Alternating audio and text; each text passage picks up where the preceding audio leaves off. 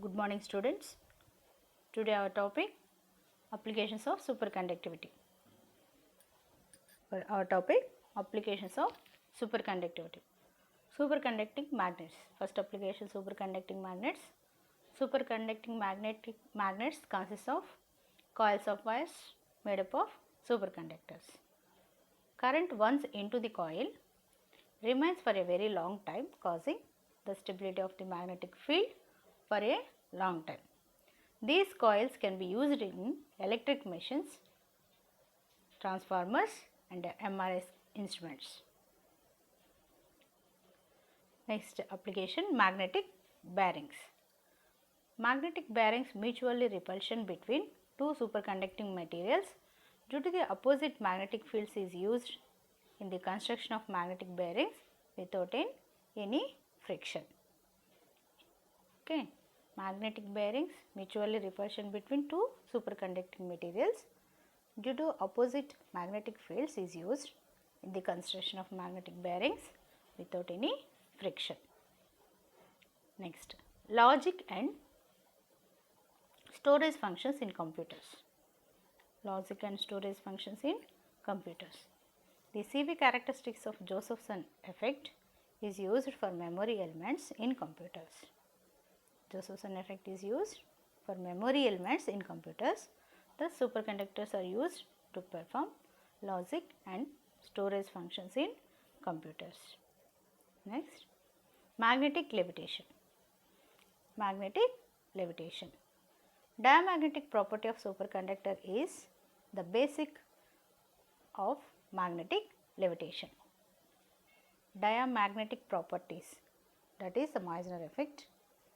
Meissner effect means the magnetic lines not allow the superconductor, allow into the superconductor, not allow through the superconductor. That so using that property in magnetic levitation, this effect can be used in high speed transportation. Next, SQUID. SQUID means superconducting quantum interface devices. SQUID means superconducting quantum interface devices. When two Josephson junctions mounted on a superconductor rings, they form SQUID. Okay, two Josephson junctions. In previous class, you know what is Josephson junction? Two Josephson junctions are mounted. Two Josephson junctions are mounted as a ring, that is called the SQUID. Uses of SQUID. SQUIDs are superconducting rings that are used in magnetic flux storage devices. Those are used in magnetic flux storage devices. Next use, earth magnetic field can be measured accurately using SQUIDs and a magnetic map can be constructed. Earth magnetic field can be measured accurately using SQUID. Earth magnetic field can be measured. To measure the voltages associated with brain, chest and cardiac activity. Measure the voltage associated with brain, chest and cardiac activity. These are the uses of SQUIDs.